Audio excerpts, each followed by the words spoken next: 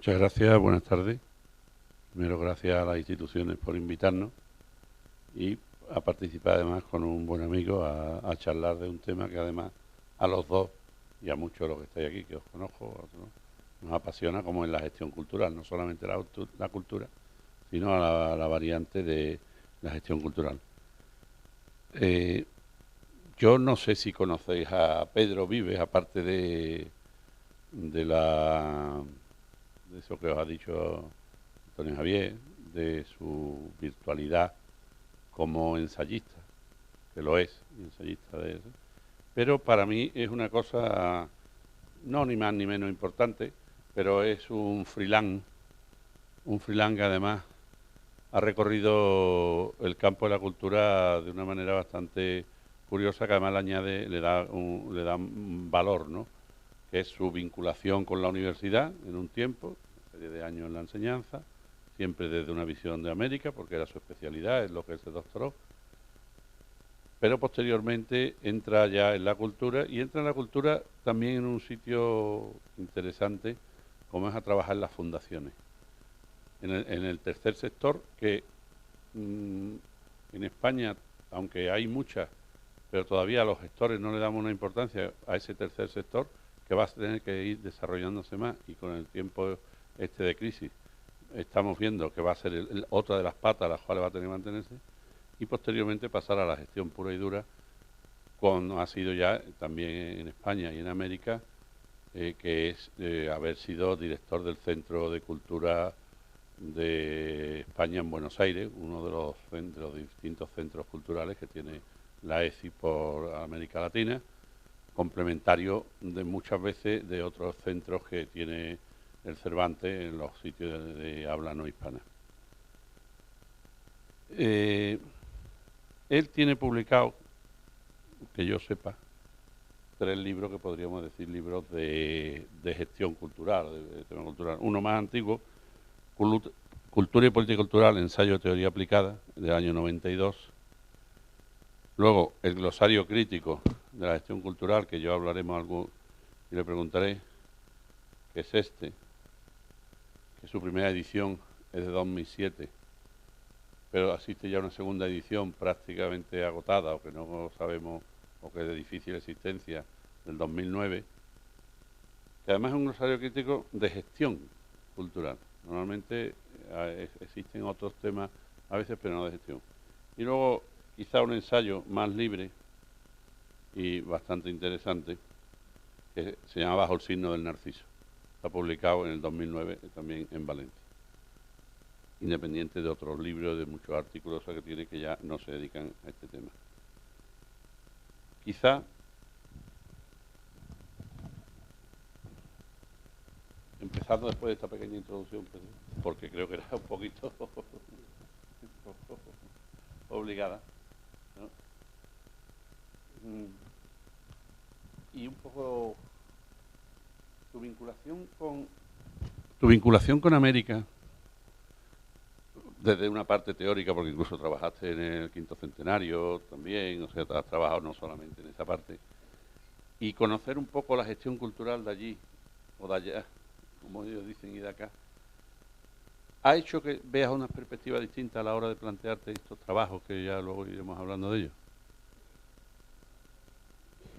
Sí, sí, sí, ahí yo creo que el haber tenido ocasión, y sobre todo gracias a Quinto Centenario, de conocer cómo se trabajaba, cómo se gestionaba la cultura en América Latina, no en toda América Latina porque hubiera Igual. sido una locura, pero sí tuve la suerte de conocer entre los años 89 y hasta el 97, 98 aproximadamente, pues probablemente las administraciones más atrevidas, más competentes, las que más arriesgaron en materia de cultura en aquellos años, especialmente la más sólida y la más pesada de todas, la más pesada en el sentido de peso específico, era y creo que sigue siendo la mexicana. La más interesante por lo que hacían en aquel tiempo y lo que buscaban era la de Venezuela, el CONAC de Venezuela. A mí sí me enseñaron, iba a decir mucho, en algunos momentos casi todo, porque yo venía de un trabajo académico, había pasado por un periodo digamos, de acceso a la promoción del conocimiento, de la historia, etcétera, con Quinto Centenario, y realmente el tropezarme con lo que eran los problemas de la cultura y de la política cultural tuvo lugar en América Latina o con los latinoamericanos.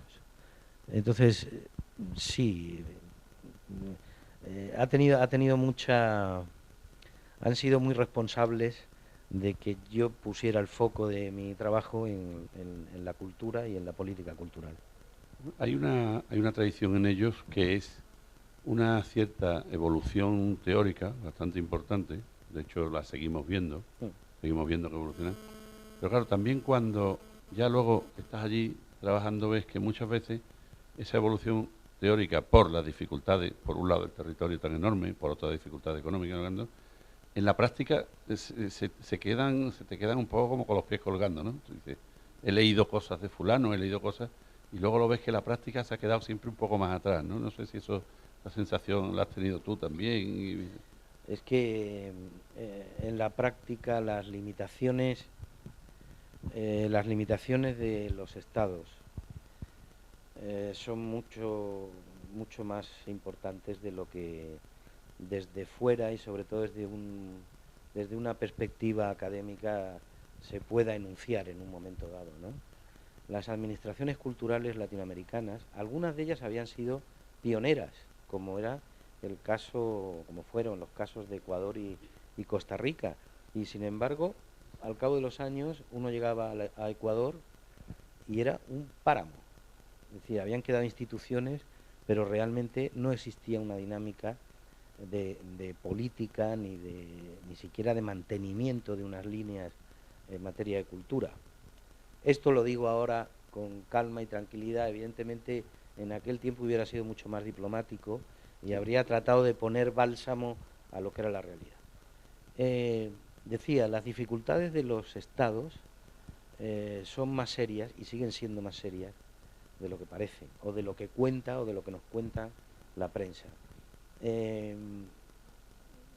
Realmente el único país de los que yo tuve ocasión de conocer y trabajar y dialogar y sentarme varias veces en la mesa con responsables culturales, el único país que tenía capacidad para desarrollar una política cultural a nivel nacional y además con un tamaño muy serio era México.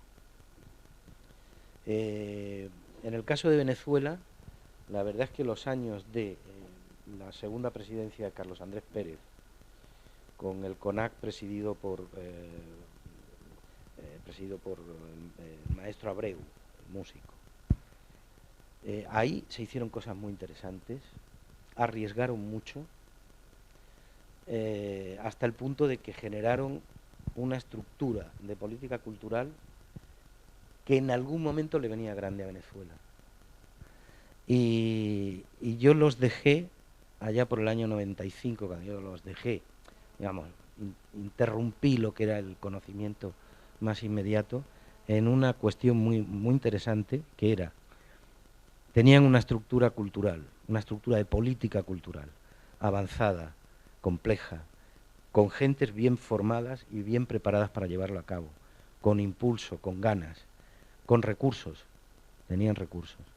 Y su problema era que no podían trasladarla plenamente al conjunto del país porque el país estaba atenazado en un centralismo muy agudizado.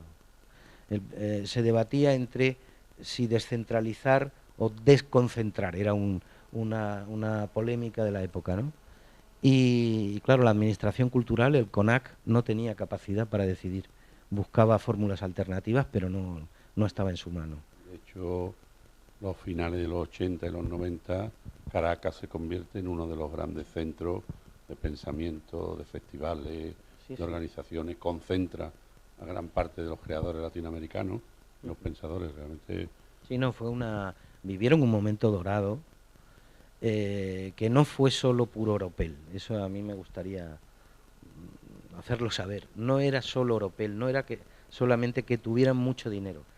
Es que tenían bastante dinero del petróleo, pero además tenían ideas claras y querían hacer cosas y se lo proponían y lo sacaban adelante, ¿no?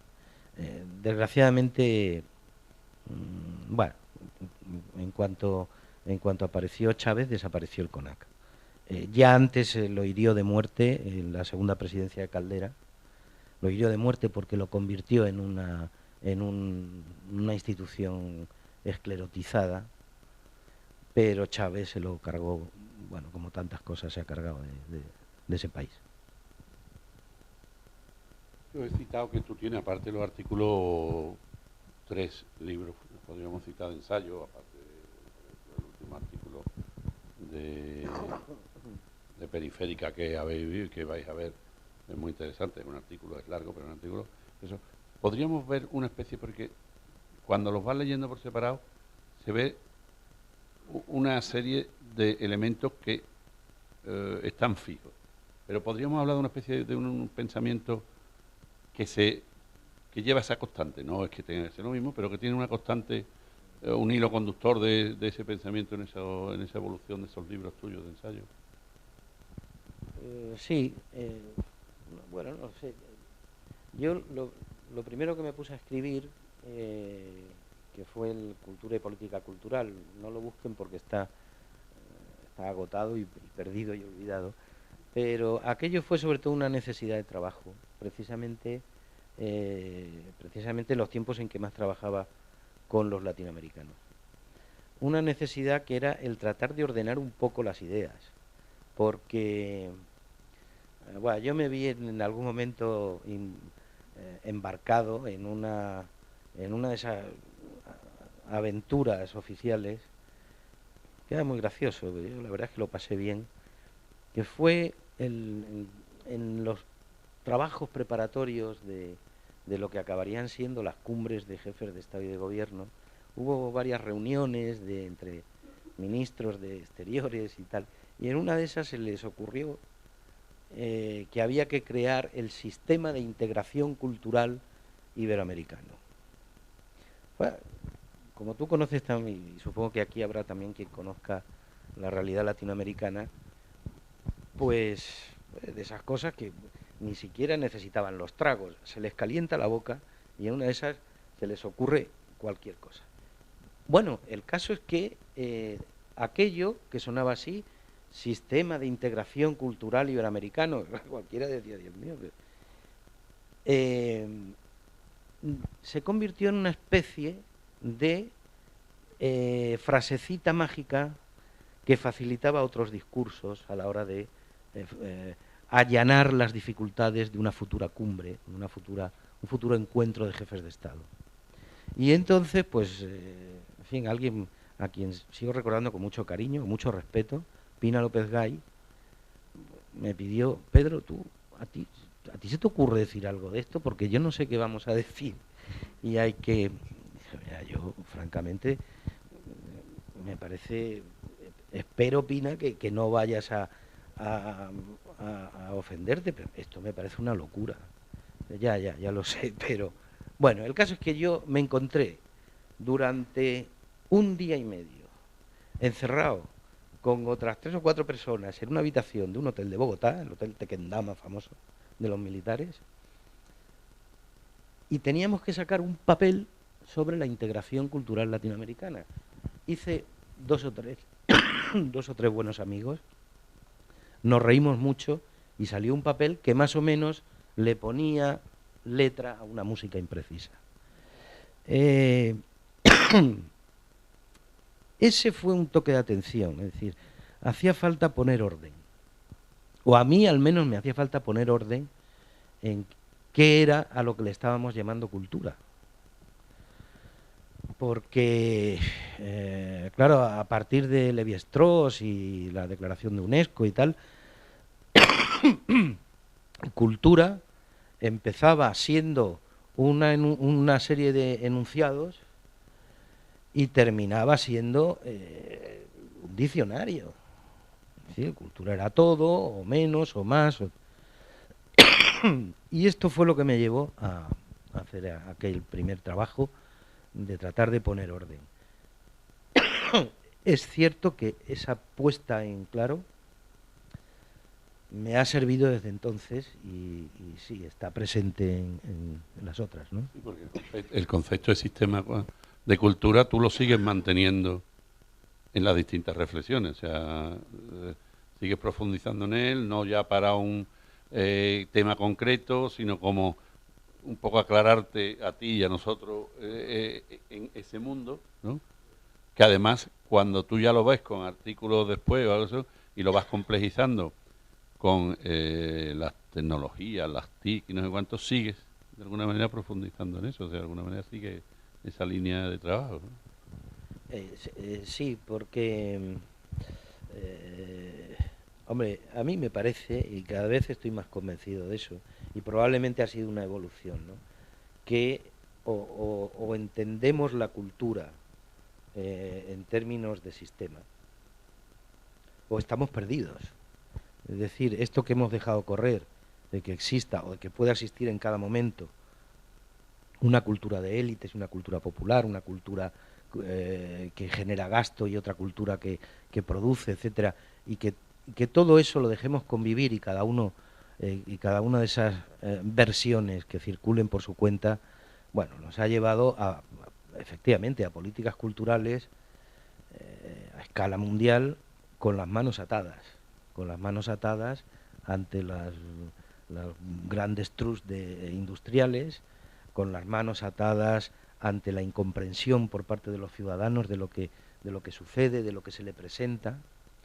Entonces, entender la cultura en su carácter sistémico a mí me parece que es importante. Creo que resuelve los viejos problemas de eso, de si cultura popular o cultura de élite. Mire usted, eh, la creatividad es fundamental para la creación. Es decir, ningún creador en la historia de la humanidad ha hecho cosas de la nada, ¿no? Ha hecho cosas y ha pensado y ha creado y ha inventado y ha sorprendido a partir de lo que ha vivido desde que nace hasta que crece, etcétera. Y ahí está la creatividad, que creo que es un concepto suficientemente expresivo de la capacidad de poner el conocimiento en juego por parte de las sociedades, de los grupos, de los pueblos, y a partir de ahí nace la creación. Lo planteo así, ¿por qué? Porque me parecen las dos piezas básicas de esa idea de cultura como sistema, ¿no? Es decir, y yo creo que si las administraciones tuvieran un ratito libre y se pararan un poco a pensar cómo ir aproximándose a ese carácter sistémico, mmm, digamos que tendrían más posibilidades o más opciones de acierto. Pero parece ser que no tienen mucho tiempo libre últimamente. Ahora de todas maneras nos lo están complicando un poco con el concepto de la economía de la creatividad. También eso ya, pero en fin, eso ya iremos viendo. Hay una cierta tradición de ensayistas, filósofos, algo de eso, de escribir libros que comienzan por la frase bajo el signo de. El signo de la juventud, el signo de la vejez, como dice Aranguren, o la crisis, o la tristeza, o el miedo. ¿Significa cuando tú escribes bajo el signo del narciso, conocimiento, cultura y entusiasmo, una reflexión que desde mi punto de vista podría tener tres posibles variantes? Una, el narciso eres tú, sería más fácil y entonces no, esa la descarto, ¿no? Otra, los narcisos somos los gestores, que es un mal que de alguna manera se da, aunque no sea tu elemento, ¿no? O el narcisismo, si estamos jugando con el mito, se da en los propios contenidos de la gestión cultural. ¿Por dónde? No, bueno, sí, pero en el sentido siguiente. Yo creo que el efecto, el narcisismo en la cultura se va generando a través de todos sus agentes. Es decir, no solamente quienes gestionan o quienes crean o quienes... No, creo que acaba siendo un efecto muy generalizado. Por eso al final me tropecé y dije, no, el problema es que estoy escribiendo de algo que se encuentra bajo el signo de Narciso, es decir, y que no queremos o nos cuesta desprendernos de esa condena, ¿no? Pero afecta a todo el sector de la cultura, a todos sus agentes. Además, yo he tenido ocasión de comprobar, probablemente empezando por mí mismo, de quienes se acercan o de repente se tropiezan con la cultura en algún momento de su vida y tienen algo que ver con eso, con cierta gestión, con cierta... Y les entra un ataque de narcisismo. Oye, a los 20 minutos resulta que ya son profundos expertos en temas... No dice, caramba, yo debo ser imbécil, porque esto que llevo tanto tiempo sin verlo claro, y esta criatura hay que ver que pronto se ha dado cuenta del asunto. Bueno,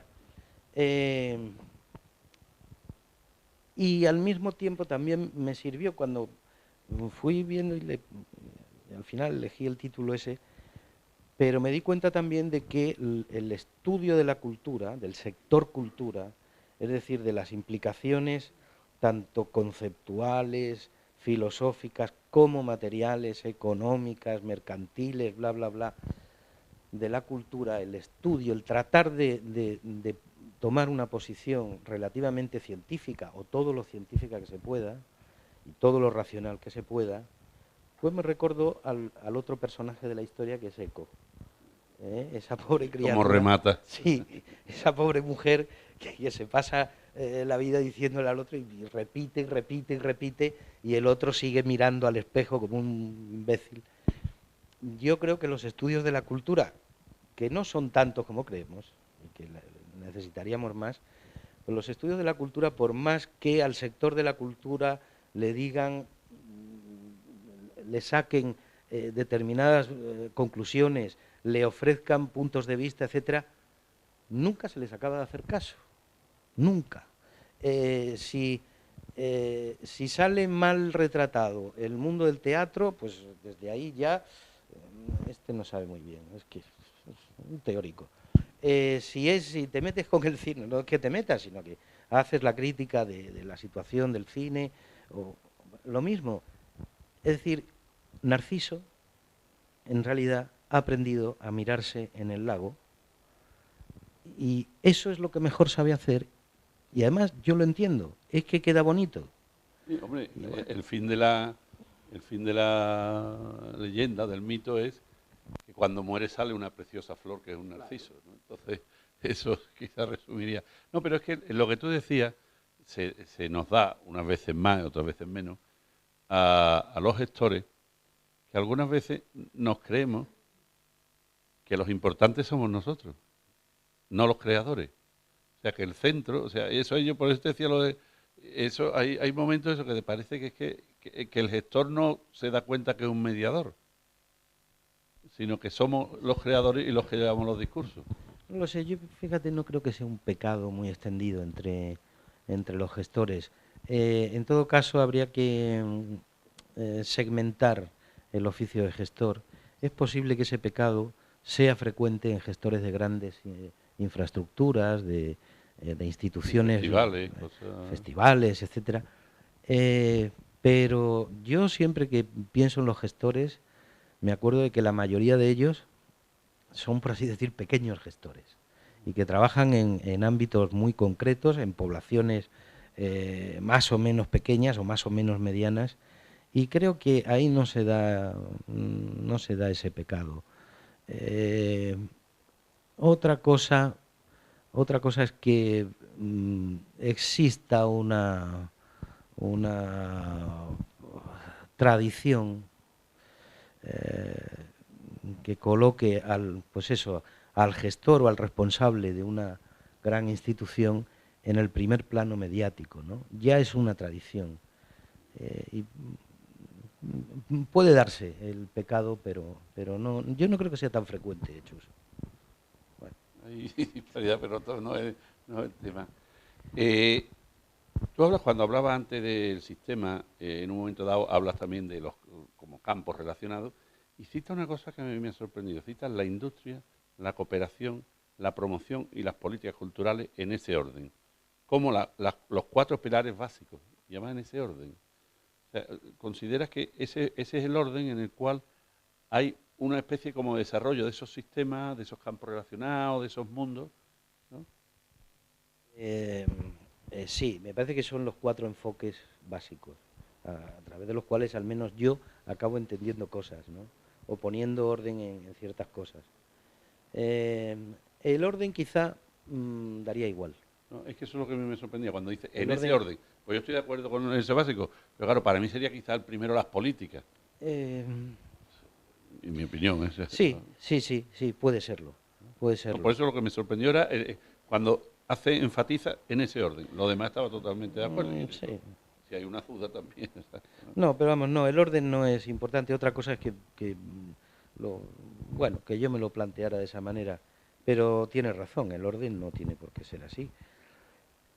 Si se pone la política en primer lugar, puede suceder que se tienda a un enfoque excesivamente pragmático desde el principio, ¿no? Sí, Puede ser. Pero bueno, luego también en el libro hablas en un momento dado de industria cultural, pero también dice no se trata de la industria cultural, sino de las industrias culturales. Eh, Esto realmente es parte del debate que se da en un momento dado, aparece durante años 50, 60 prácticamente como industria cultural y hasta 70, y a partir de los 70 es cuando empieza el debate de las industrias culturales. Y tú lo relacionas con la evolución de la cultura en el siglo XX. ¿Tú crees que hay un momento ya absoluto del tema de ruptura? No absoluto, he decidido absoluto. ¿Pero que hay una ruptura con el concepto de industrias culturales, cultura y sector cultural ya? ¿O estamos todavía en ese debate que lo inician, que viene de más atrás de lo que es la escuela de Frankfurt y eso, pero que de alguna manera ya no sirve, parece? a mí es que me parece que sí, como tal debate yo creo que ya no sirve. Para mí son cosas muy claras, es decir, cultura, industria cultural, etcétera. Son conceptos que cada uno se refiere a fenomenologías distintas, pero evidentemente pertenecientes al mismo todo al que uno esté. Mm, yo no veo problema, es decir, es cierto que el concepto de industria cultural aparece en determinado momento para fundamentalmente explicar qué está sucediendo con la cultura de masas, etcétera, pero veo también que no hay un gran problema en entender que hoy día hablar de industria cultural exclusivamente es quedarse en la entrada del templo, ¿no? Eh, existen industrias a veces muy disímiles entre sí. Eh, eh, el mundo editorial, la industria editorial y la industria cinematográfica, bueno, tendrán sus conexiones en algún momento, pero evidentemente son dos actividades industriales muy distintas, con distintos destinatarios, distintos mercados, distintos procesos de fabricación, etcétera, etcétera. Eso no, yo no creo que haya ningún problema en operar ya con eso hoy día, ¿no? A mí el problema se me plantea al contrario, y si vamos y vemos, por ejemplo, la realidad en la que estamos metidos, cuando ahora estamos con la ley CINDE famosa, con toda la piratería, que tú también la tratas en distintos trabajos tuyos, y además las tratas en momentos, claro, porque si tienes algún trabajo firmado en el 2004, el 2005, o cuando, quiere decir que se han escrito antes, o sea, porque no se editan. Lo cual estás hablando de un tema como de actualidad, pero que ahora de mucha mayor actualidad. Claro, yo lo que veo es que cuando ahora hablamos de industrias culturales, estamos hablando de un tema en los cuales gran parte de los que probablemente estemos aquí no podemos reconocerlo. El mundo del que están hablando en esos debates de industrias culturales, de la piratería, de la ley CINDE, de eso es otro, desde mi punto de vista. Es el mundo de las grandes productoras, es el mundo de los grupos mediáticos, es el mundo en los cuales todo se va aglutinando, mientras que cualquier otra cosa de las cuales nosotros podemos hablar aquí, del teatro, no sé qué, la música, no está en esas claves. está fuera de ese juego. No, ya, bueno, claro, pero si es que, claro, te estás refiriendo... Y se nos asimila totalmente. Industrias culturales, sois Mm. todo. Dice, no, yo no tengo nada que ver con esos señores. Bueno, Aunque tengamos sí. una base. Cuando antes hablábamos de eso de la cultura como sistema, la necesidad de entenderla como sistema, entre otras razones, es para ver si en algún momento pudiéramos deshacer los efectos o parte de los efectos de uno de los procesos más graves que han afectado al sector, que ha sido cómo se ha dualizado a lo largo del siglo XX, sobre todo en la segunda mitad del siglo XX.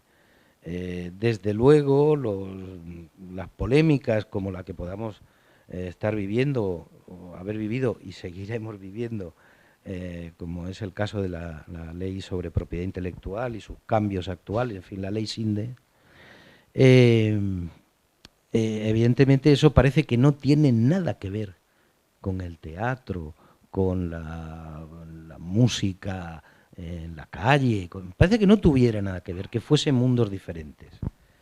Bueno, la cultura no bien entendida, sino seriamente meditada, deja muy claro que es un mundo relacional muy neto, muy neto. Quien hoy día consume a través de Internet una grabación musical, un vídeo, etcétera, lo que sea. Bueno, en realidad, por eso también me refería antes a creatividad y creación, en realidad lo que está consumiendo es un resultado sintético y elaborado. Que no hay que confundir con algo, como dijo el expresidente de la Junta de Extremadura, que todo era una sucesión de plagios, ¿no? Eso es una de las barbaridades más gordas que se han oído en este país recientemente. Y lo siento porque era un hombre que, en fin, me caía bien y todavía me cae bien relativamente. Bueno, pero ¿qué ha pasado? La cultura como sector y como idea, porque lo hemos interiorizado muchos, la cultura se ha dualizado. Los primeros a los que yo le escuché esta cosita fue a un grupo de expertos chilenos. Cada uno era experto en 40 cosas, pero los habían metido en tiempos de la presidencia. Todavía no era presidente Lagos, pero ya estaba en candidatura y no sé qué, y estos tíos estaban trabajando. Y los habían metido a pensar en qué iba a pasar en Chile con las industrias de la comunicación, cómo iba a afectar al pueblo chileno, si iba a cambiar sus costumbres, qué podía hacer un gobierno, es decir, la cosa que al principio uno la escuchaba y decía, ¿qué es estos chilenos? ¿Qué ganas tienen de perder el tiempo y darle vueltas? Aquella gente fue brillante, brillante, quizá el país de América Latina que ha construido una teoría de política cultural para el país, para el Estado, más ajustada, más meditada y más participada, ha sido Chile. Bueno, estas criaturas, recuerdo a Carlos Galán, etcétera, en aquellos tiempos, fue a los primeros a los que yo les escuché. Tenemos un problema. Esto de la cultura es un sistema dual. Estamos viviendo un despegue tecnológico, por una parte, que nos lleva a pensar en unos problemas. Y tenemos un acervo y un sistema propio de cultura por el cual somos occidentales, somos latinoamericanos, somos indoamericanos, etcétera, etcétera, y que se nos está quedando cada vez más abajo, cada vez es más costoso, es más caro de mantener, nuestros museos se caen a pedazos y nuestros presupuestos no le pueden prestar toda la atención. ¿Cómo? Pero esta gente decía, en realidad es lo mismo. Estamos asistiendo a dos evoluciones distintas de la misma cosa. Bueno, yo a partir de ahí, dándole muchas vueltas, con alguno de ellos muy pragmático, un tal Agüero de apellido, que era demócrata cristiano, estaba siempre más constipado que yo hoy. Iba siempre con un pañuelo a todas las reuniones internacionales y metía baza. Y aquel hombre lo que me decía, Pedro, tú tienes, me decía, asiento, que es como te piden los chilenos en vez de decirte, siéntate, por favor, asiento. Me decía, asiento. A ver si tú le das vueltas a todo esto que esta gente nos está contando y cómo... Y recuerdo que una vez me puso los deberes tontamente aquel señor que no tenía nada que ver conmigo, más que una cierta amistad, me puso los deberes para la mañana siguiente que le hiciera que qué se me ocurría a mí que querían decir el grupo que estaba trabajando.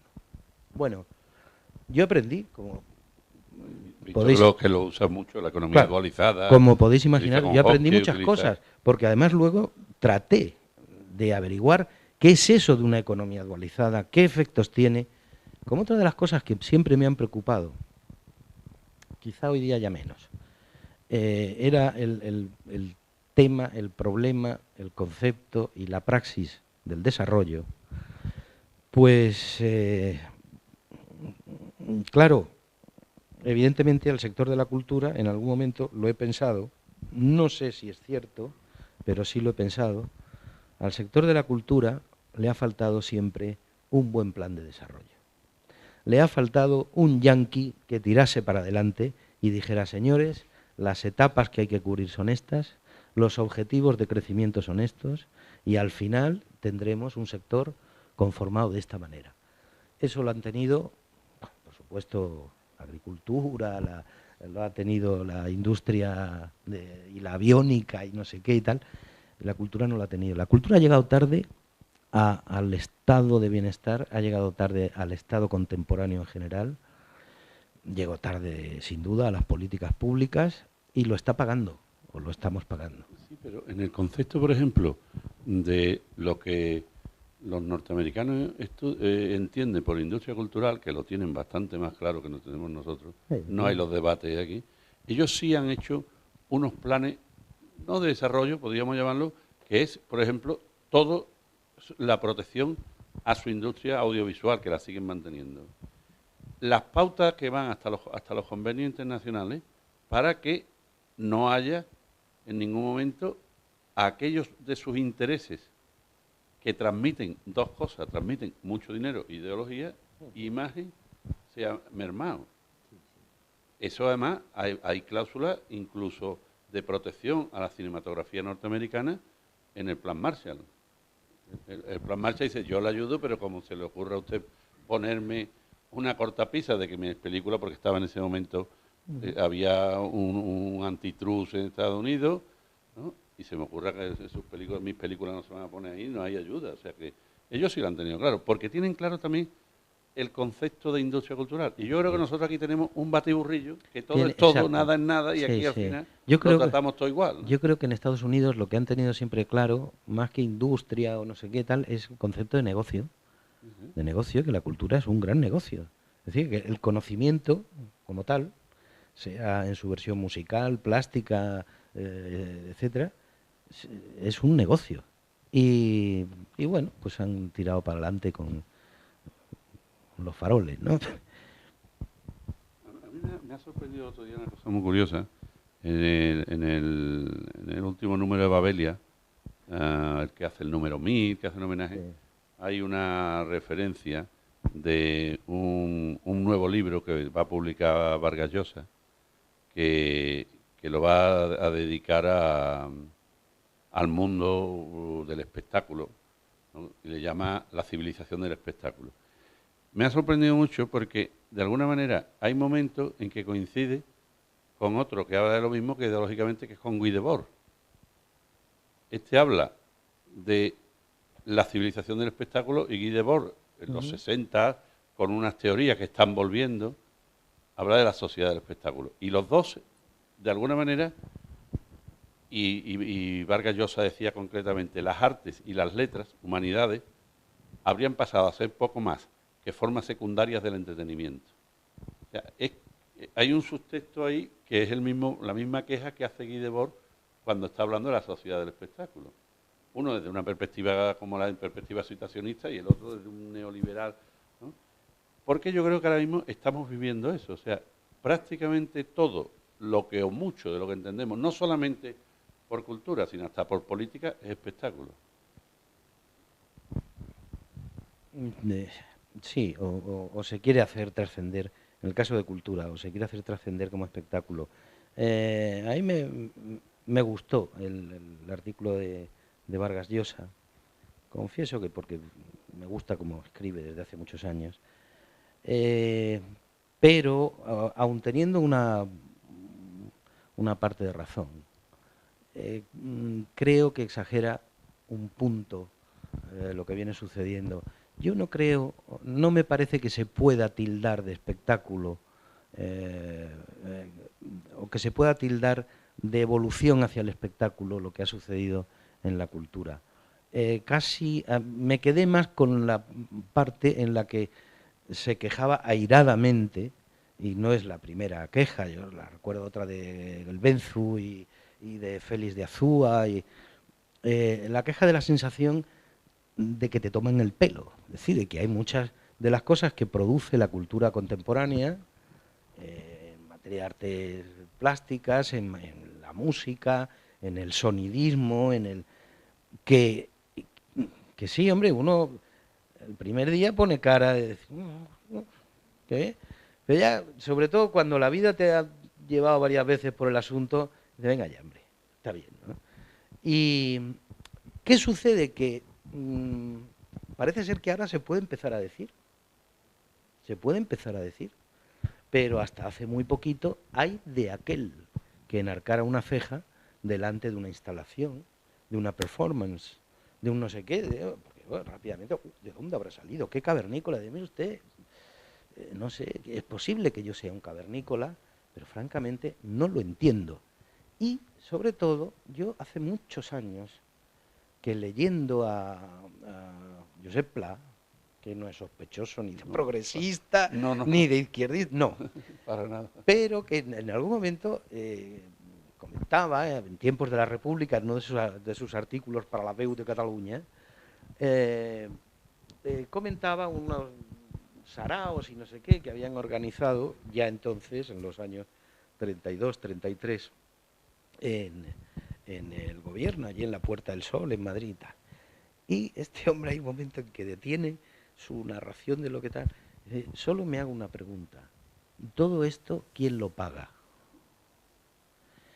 Y yo me he acordado mucho de esa pregunta, precisamente ante determinadas manifestaciones, ¿no? Del arte contemporáneo, de la creatividad, además expresión a mi juicio mal usada, pero en fin, de esa capacidad creativa que de repente le encuentran a unos porque son jóvenes, al otro porque venía de la selva, a no sé quién porque tal, claro, te los colocan delante y uno al final se parece, ¿todo esto quién lo paga?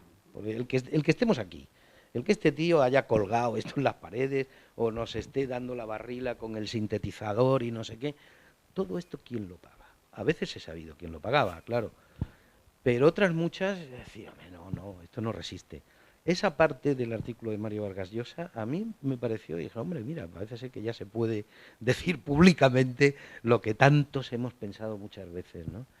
Pero no estoy de acuerdo con que todo se haya orientado No, hombre, al no, a mí lo que espectáculo, ¿no? a mí lo que me sorprendía era la unión de dos mentalidades Ya. totalmente, porque realmente sí hay una parte, no es todo, pero sí hay una parte, y tú lo ves en la vida diaria, y por supuesto eso, que prácticamente no se puede hacer una cosa normal, hay que hacer un Ah, espectáculo. O sea, claro, claro. no cualquier cosa la que haga tiene que tener unos fondos. Y dice, no, Sí, si sí. una cosita, como estamos aquí sentados, normal, ¿no?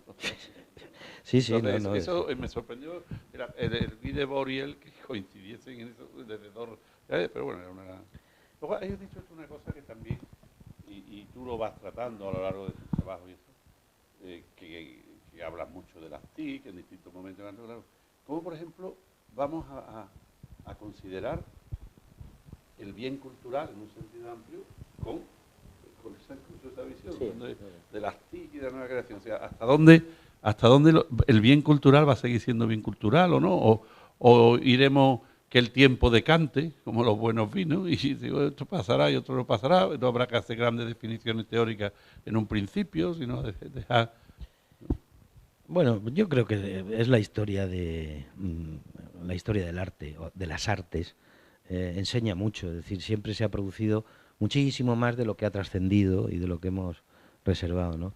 Yo creo que la tecnología, que ofrece sin duda muchas expectativas, pues también acabará decantando sus grandes creaciones, sus grandes saltos en la capacidad de conocimiento del hombre.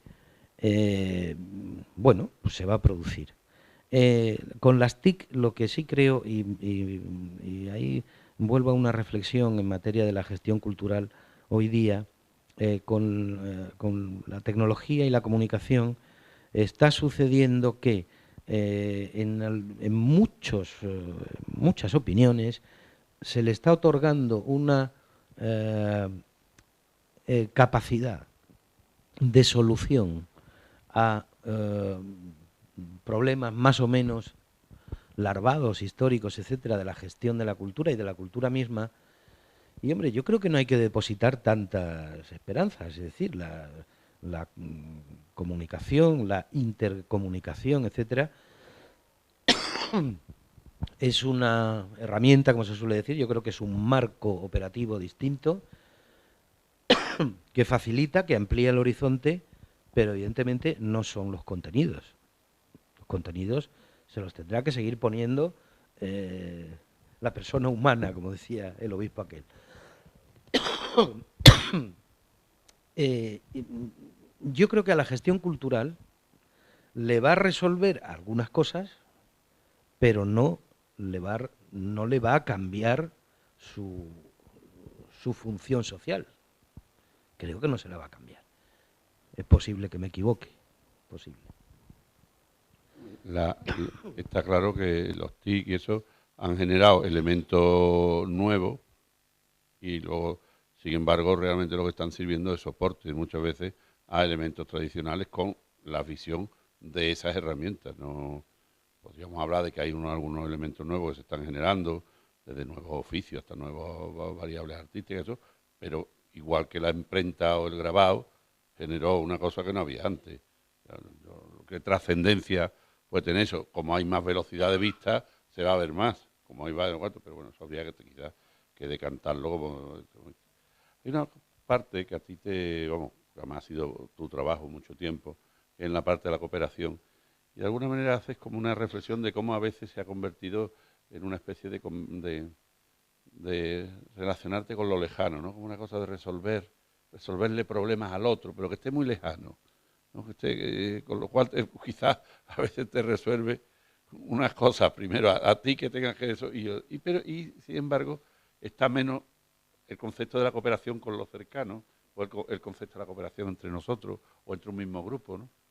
Y eso ahí tú haces una serie de disquisiciones bastante interesantes que además están fundados en experiencia, en práctica y conocimiento, ¿no?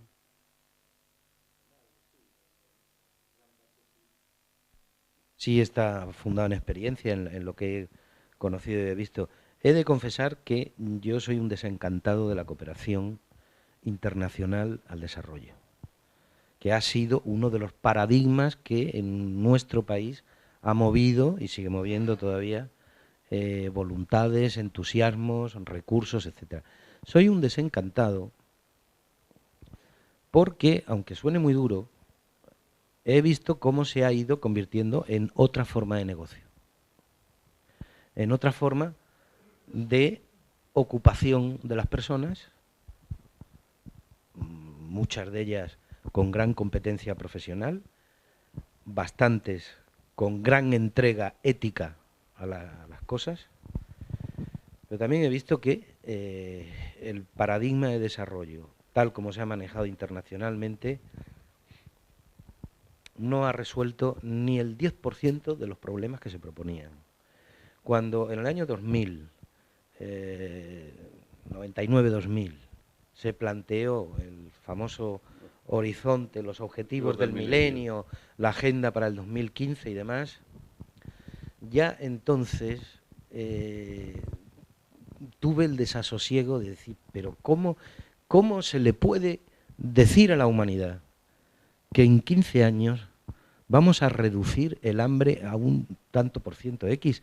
Si sabemos, es que era muy cínico, sabíamos que no era posible.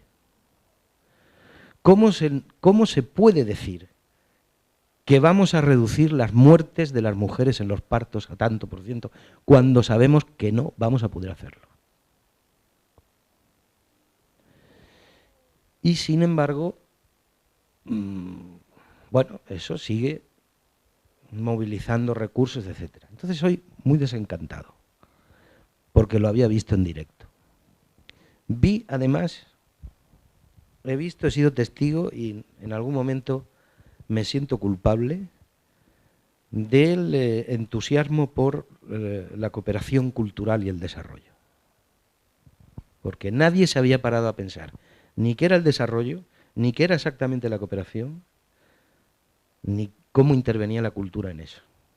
Y a mí me han llegado a pedir un papel sobre cómo podía incidir la cultura en el combate de la pobreza. Y dije, vamos a dejarnos ya, hombre, por Dios. Vamos a dejarnos ya de historias. Con la cultura podré hacer muchísimas cosas y podré mejorar, o podremos mejorar, la situación de muchísimas personas. Pero nunca voy a conseguir evitar que nadie salga de la pobreza.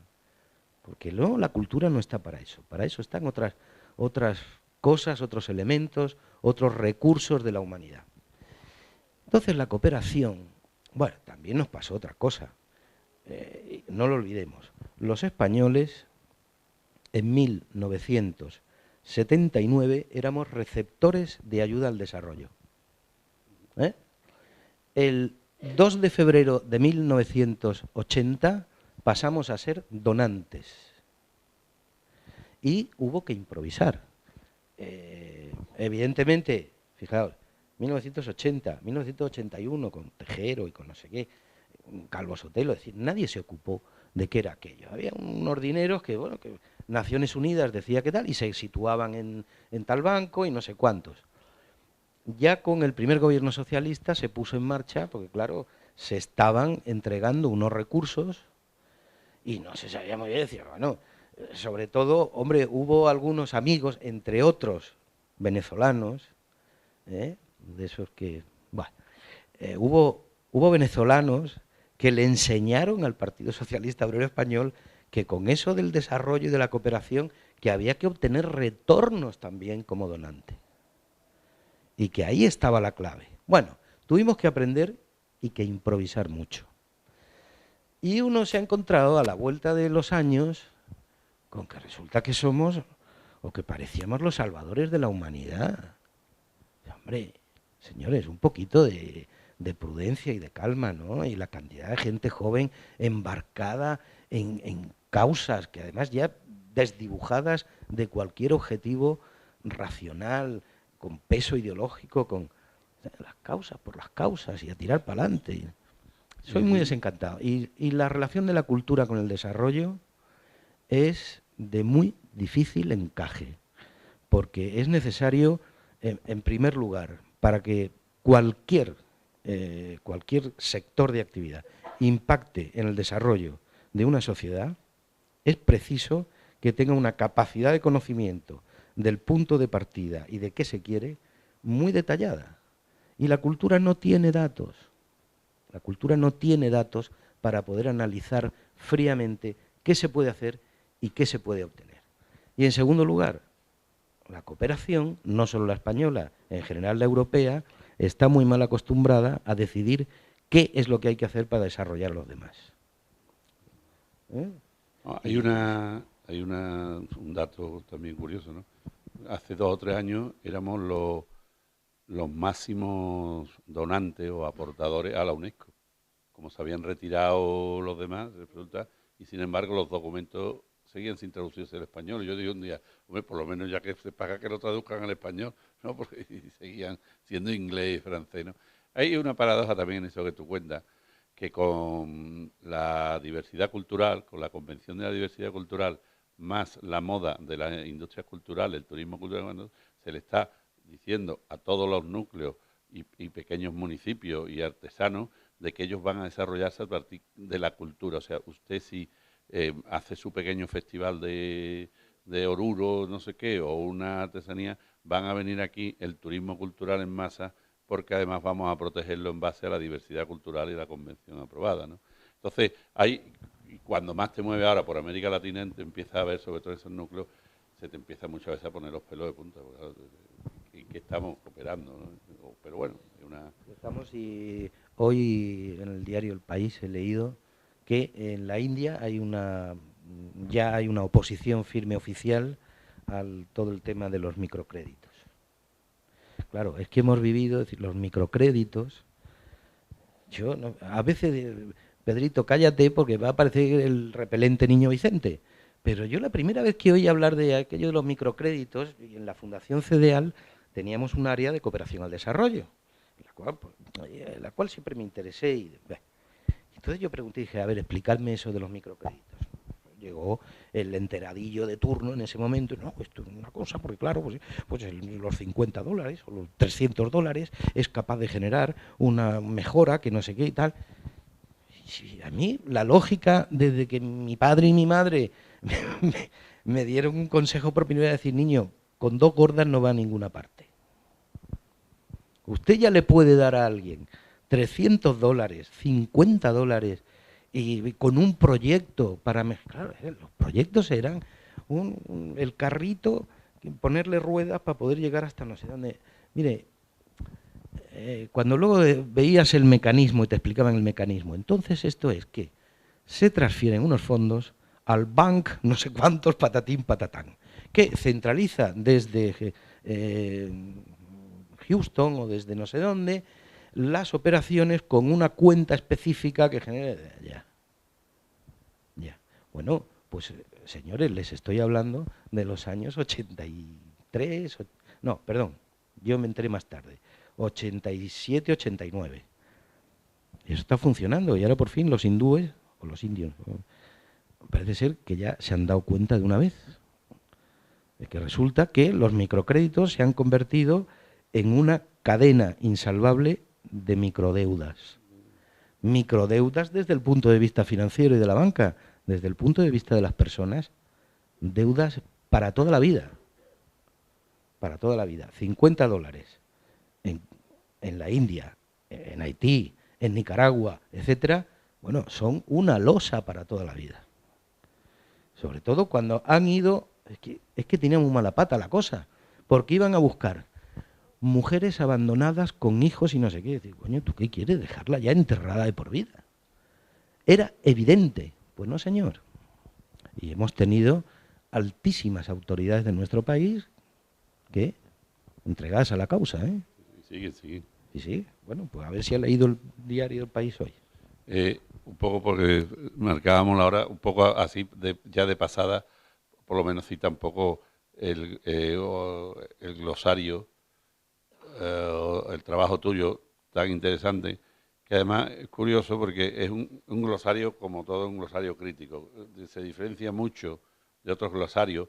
Hubo uno aquí muy chiquitito, pero tiene gracia, la Diputación de Cádiz publicó un glosario en el 80 y tanto, era un glosario muy chiquitito, pero claro, cuando tú te planteas, aparte de la dificultad, no solamente que ya lo puedo entender, pero el tirar por un glosario en vez de por un diccionario, a mí el tema crítico, desde luego, me parece mucho más interesante, aunque te da más trabajo, pero aparte del tiempo, ¿tú ves alguna diferencia que a ti te haga enfocarte más, decir, mira, a mí me interesa más esto, aparte del tiempo que dura más? Para mí era claro, es decir, yo jamás podría haber abordado personalmente un diccionario, ¿no? Porque un diccionario tiene un compromiso de equidistancia, rigor, consenso de los significados que evidentemente a mí no me correspondía. Es decir, eso era algo y es todavía algo que habría que hacer en equipo, ¿no? Un equipo muy complicado. El glosario, sin embargo, me permitía, hombre, no volcar toda la subjetividad porque tampoco hay que ser tan ególatra, ¿no? Pero sí aceptar y sobre todo jugar con el lector y hacer que el lector entre en el juego, de que la subjetividad de quien lo está haciendo está ahí. esa subjetividad, desde mi punto de vista, qué valor podía llegar a tener más positivo, ser crítico, es decir, emplear la capacidad de, conociendo unos temas mejor, otros peor, etcétera, tratar de situarme fuera en un momento, o por unos instantes, y tratar de mirar. Y esto que yo sé cómo es y cómo funciona, visto desde fuera, ¿sigue siendo igual o no? Bueno, esa posición propia de la crítica me pareció que era lo más interesante que podía tener un Eso glosario. también es lo que te ayuda a escoger unos términos y otros, ¿no? Sí, sí, aunque eso me llevó tiempo, porque hice una primera lista y la iba puliendo mucho con, eh, por ejemplo, algo que jamás se me hubiera imaginado. La última entrada que escribí del glosario fue el cine, porque a lo largo de todo el tiempo era algo, yo decía, no, sí, el cine, ahora voy, ahora voy. Y eh, no acababa yo de encontrarme con ganas ni con fuerza, ¿no? Pero, y también porque me pasaba en ocasiones que comenzaba a trabajar una entrada y me daba cuenta de que o rápidamente la hacía lógica y congruente con otras, o corría el riesgo de perderme un poco, ¿no? Seguramente me perdí en más de una ocasión. Pero bueno, esa fue la... Yo, Pedro, por mi parte, muchas gracias. Entonces, si alguno de vosotros quisierais alguna pregunta o alguna conversación con Pedro, creo que es el momento. Tampoco...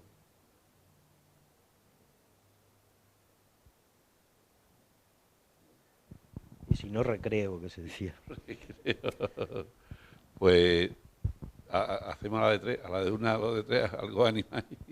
Claro, normalmente siempre uno de la mesa hacemos de gancho, pero claro, ya yo llevo de gancho toda la tarde. Llevas de gancho. Toda la tarde. Está enganchado, te has colgado ya. Y entonces, pues nada, muchísimas gracias. Que hay una copa afuera, entonces doble gracias. Sí. ¿No? Y bueno, seguimos ahora en contacto charlando y eso. Bueno, por mi parte, solo un momento. Muchísimas gracias a la universidad y a su servicio de cultura. Muchísimas gracias, Antonio, y a todos ustedes por la paciencia. No sé, espero que además tuviera algo de curiosidad. Muchas gracias.